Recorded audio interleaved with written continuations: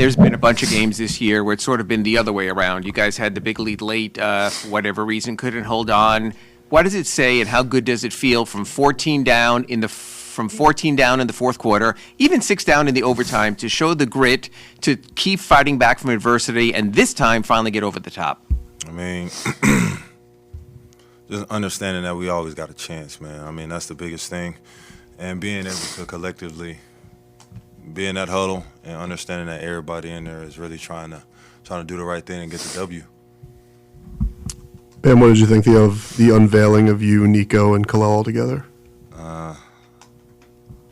I feel like we should do it more often. I feel like it should be in the routine. Obviously, good things happen, and me and Nico can kind of play point in a sense, but also when we get in transition, man, you got two dudes going downhill, and then you have a lob threat, but also a three-point shooter at this point. I'm not gonna gas him too much, but yeah, good win. Ben, we touched on it a little bit last week, but how much are you enjoying having this guy behind you on defense, freeing you up to take on a guy like Paolo for so much of the game? I mean, understanding I can be versatile.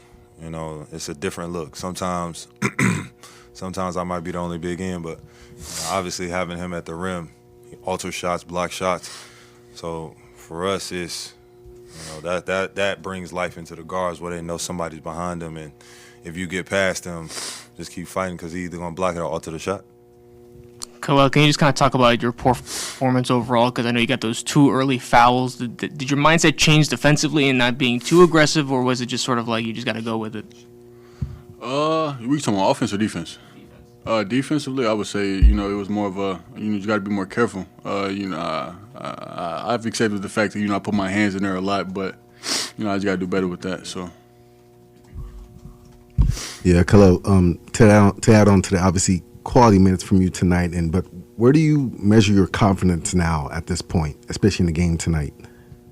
I mean, I feel like I've always had the confidence. I just had to get the trust from Coach Bo and the team and the staff. So I feel like I got that a little bit. I showed that I could shoot the ball a little bit, and just been able to play smarter. So.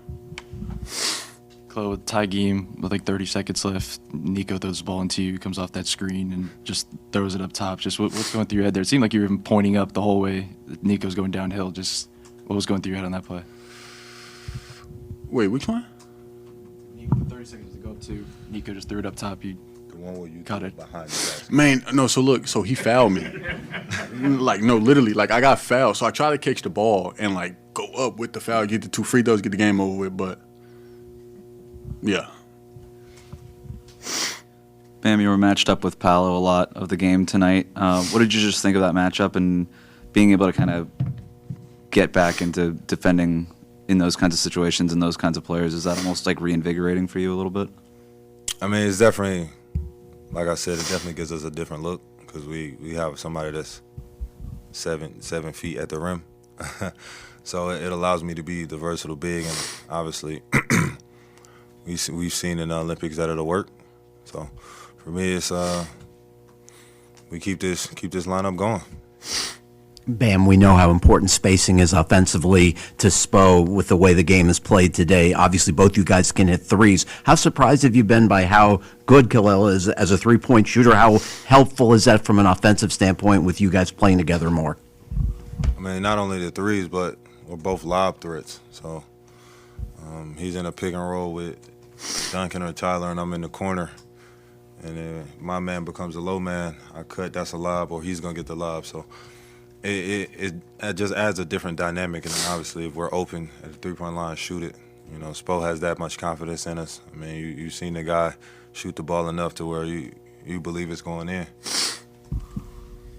Bam, this might have been considered a tough day for some team. I'm sorry, once again, sir. It's always got to be him. I apologize. This might have been considered a tough day for some teams with all that's going on, and then the game when you are down 14 with 7 to go or whatever it was.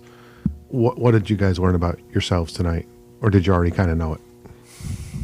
I mean, we've been in a lot of situations this past year, this year. So, I mean, it just shows that through all the noise, through all the chaos, we can still win. we can still come together and be a great team and you know, believe in one another and still go out there and compete. Because at the end of the day, like I said before, the game still got to get played no matter what's going on in the organization. We still got to play games, and they still expect us to win. Well, especially down the stretch when you guys were both in, you guys, the lineup was playing so much through what Tyler and Duncan and their gravity on the perimeter. When the result is a lob, what are you watching for when they're catching the ball in terms of what the defense is overreacting to, and when do you know the lob is coming? Whenever the ball is in there. I mean, I wait for the ball to go in there first, and I jump and go get it. So. All right, thank you guys. Appreciate it. If that ain't a rookie answer, I don't know what is.